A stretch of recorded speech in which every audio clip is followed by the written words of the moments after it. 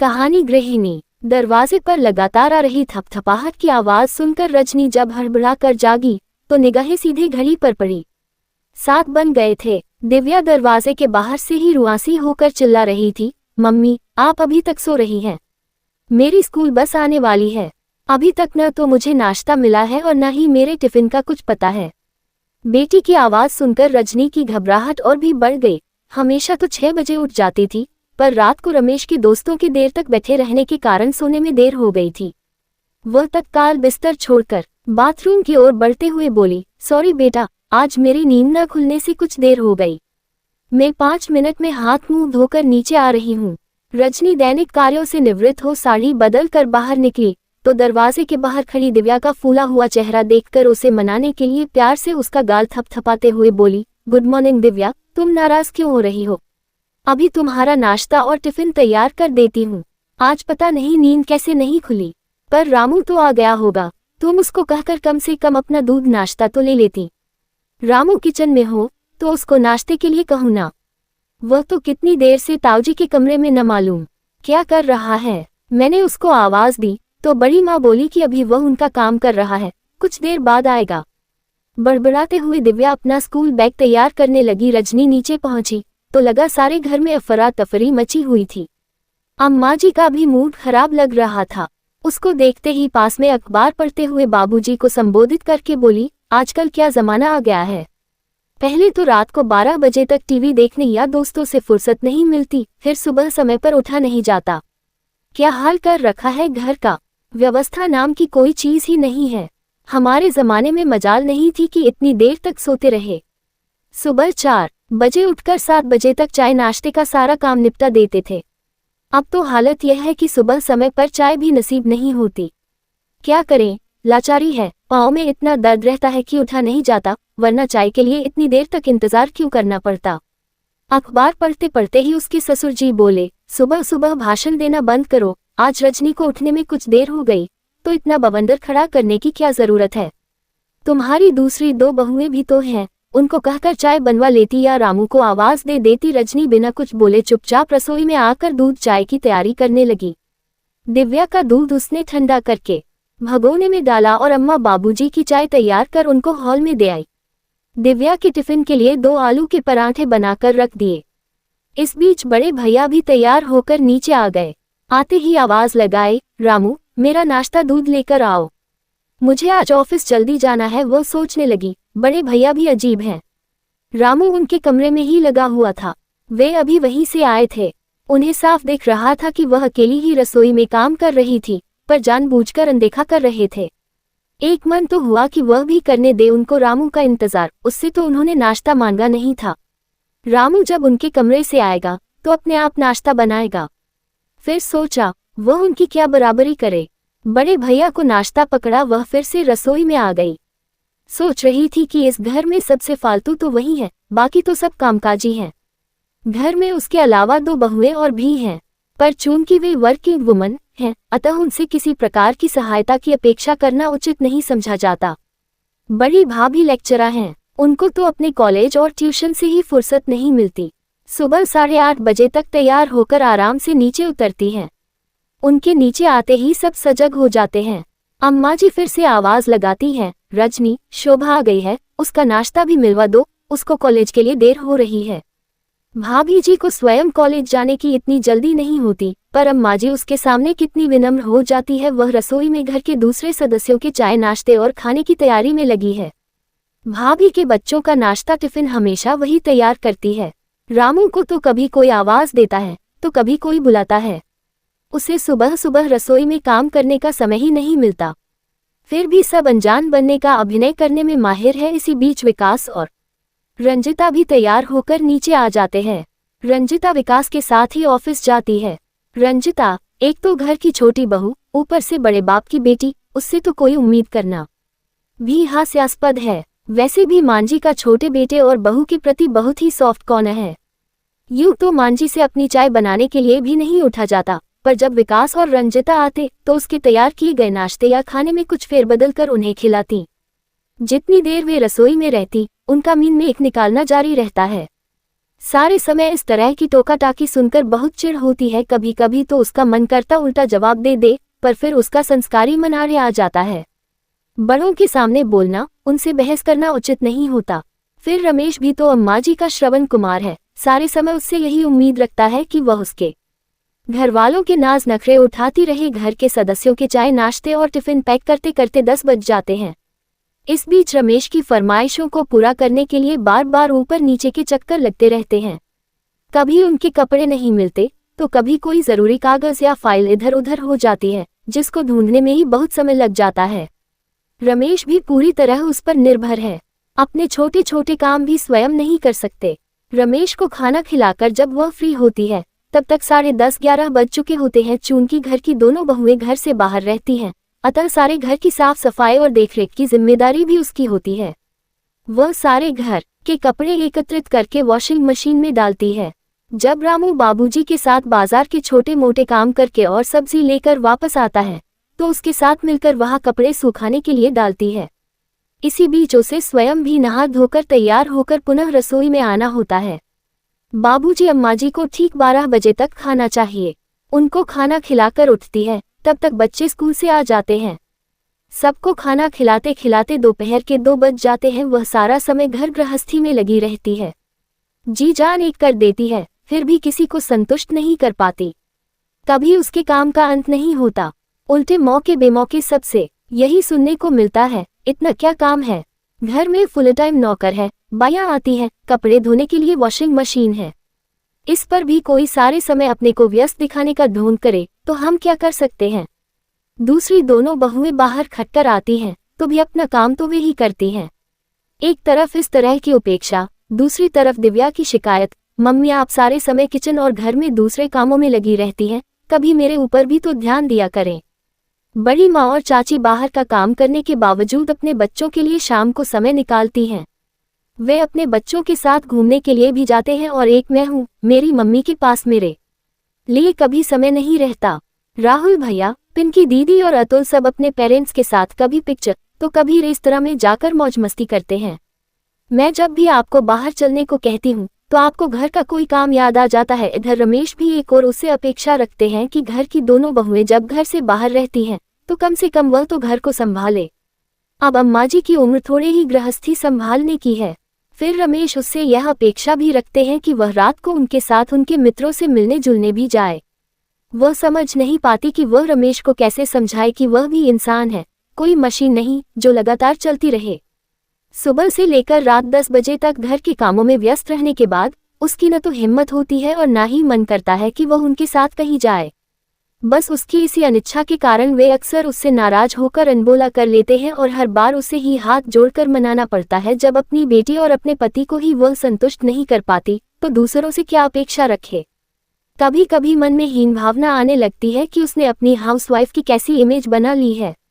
उसे स्वयं विश्वास नहीं होता कि वह शादी से पहले वाली ही रजनी है जो अपने कॉलेज में हमेशा टॉप करती थी और उसकी गणना बहुत बुद्धिमान और स्मार्ट लड़कियों में होती थी। वह स्वयं एक करियर माइंडेड लड़की थी, पर रमेश की खुशियों के लिए ही उसने अपनी महत्वाकांक्षाओं को दबा दिया। तभी अचानक फोन की घंटी बजने से उसकी तंद्रा भंग हो गई।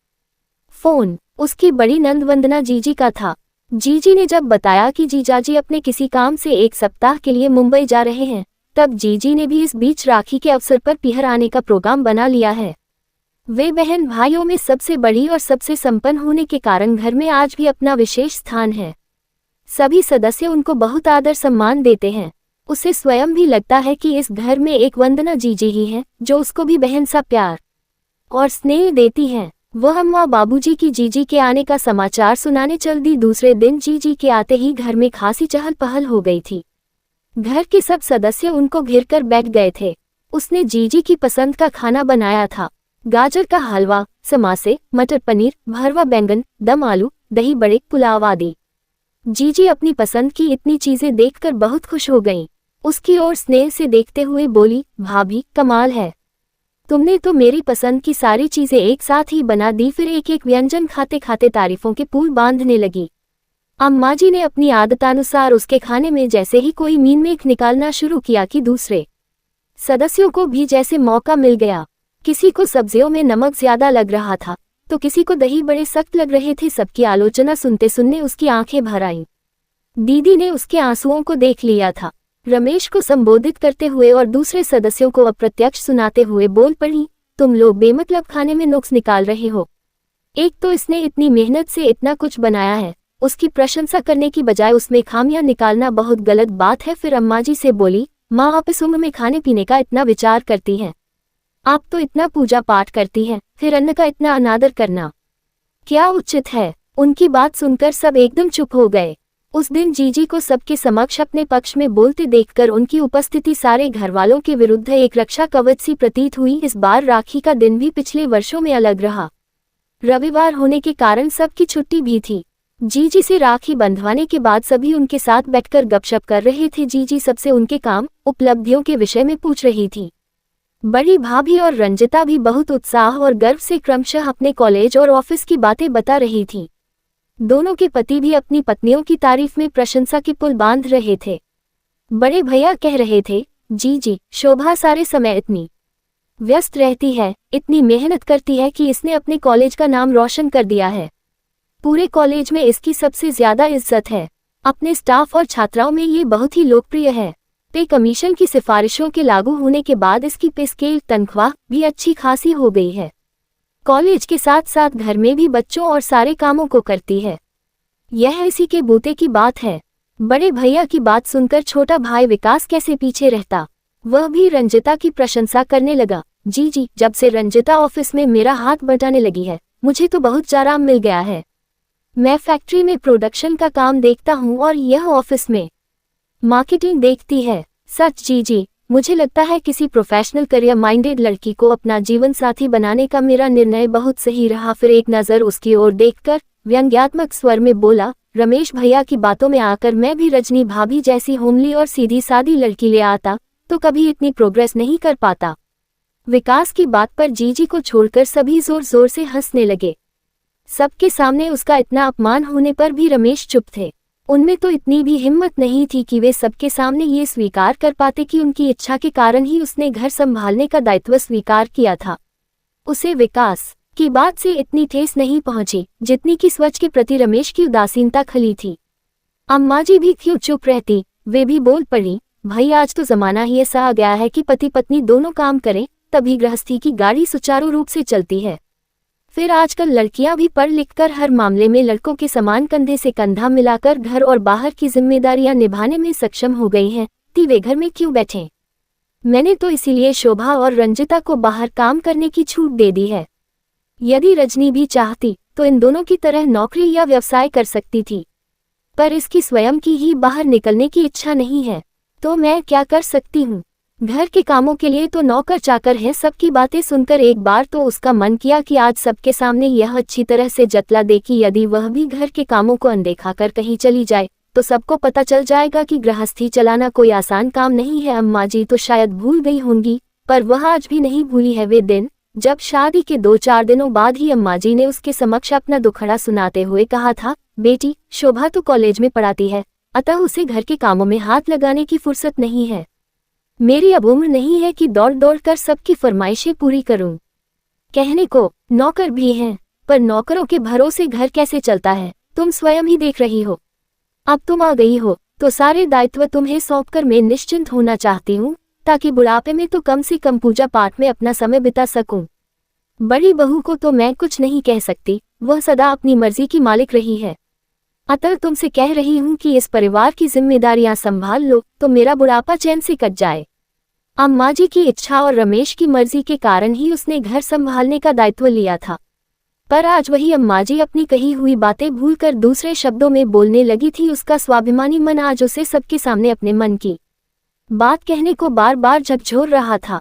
वह कुछ कहती उससे पूर्व ही जीजी का स्वर गूंज उठा, अम्मा आज सबने उपलब्धियां अपने कामों के विषय में बताया, सुनकर मुझे बहुत खुशी भी हुई। मुझे खुशी है कि बड़ी भाभी तथा छोटी भाभी दोनों अपने क्षेत्र में आगे बढ़ रही हैं।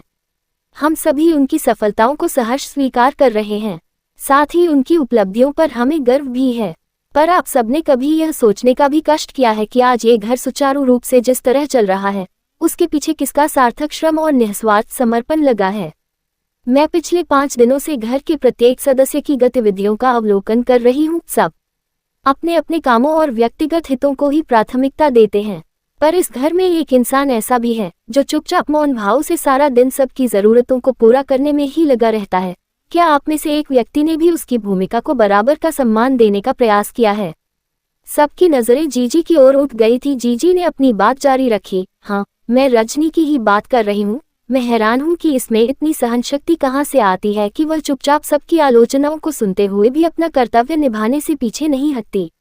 एक ओर आप सबका रूखा और उपेक्षित व्यवहार, दूसरी ओर अपनी बेटी और पति को पर्याप्त समय न दे पाने के कारण उनकी चिड़चिड़ाहट और असंतोष दोनों के बीच में फंसकर इसकी क्या मनस्थिति होती होगी। यही जानती होगी इतना बड़ा घर परिवार केवल नौकरों चाकरों के भरोसे नहीं चलता, किसी न किसी सदस्य को अपने व्यक्तिगत हितों का बलिदान करना ही होता है।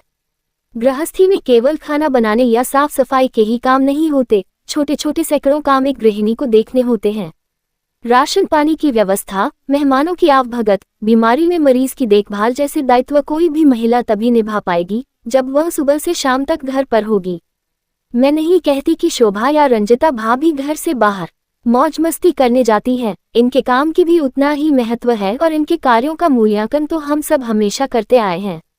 बस मैं ये कहना चाहूंगी कि जो महिला घर परिवार संभालती है उसकी सेवाओं और उपलब्धियों का भी आंकलन करें, उसको भी उतना ही सम्मान तथा आदर दें। तब उसमें ये हीन भावना नहीं आएगी कि उसकी गृहिणी की भूमिका दूसरों की तुलना में किसी भी दृष्टि से कम महत्वपूर्ण नहीं है। घर की सार संभाल अपने आप में ही एक फुल टाइम जॉब है। जीजी की बात सुनकर सबकी नजरें झुक गई थीं, पर किसी में इतना साहस भी नहीं था कि उनकी बात का प्रतिवाद करता। बड़ी भाभी और रंजिता का तो मूड ऑफ हो गया था। बड़े भैया और विकास के चेहरे पर भी रोष के मिले जुले भाव थे। हाँ, अम्मा जी को अपनी भूल का पश्चाताप होने का एहसास जरूर था। सबसे खुश तो वह स्वयं थी। आज शादी के 15 वर्षों बाद उसके काम का मूल्यांकन जो हुआ था, जीजी के प्रति उसके मन में श्रद्धा और आदर के भाव द्विगुणित हो गए थे, क्योंकि उन्होंने उसकी गृहिणी की भूमिका को घर भर में वो मान्यता और गरिमा दिलवाई जिसकी कामना उसने की थी। अब उसे ये स्वीकार करते हुए कभी भी शर्मिंदगी का एहसास नहीं होगा कि वो केवल एक गृहिणी है। आज वो स्वयं को बहुत हल्का और सहज अनुभव कर रही थी।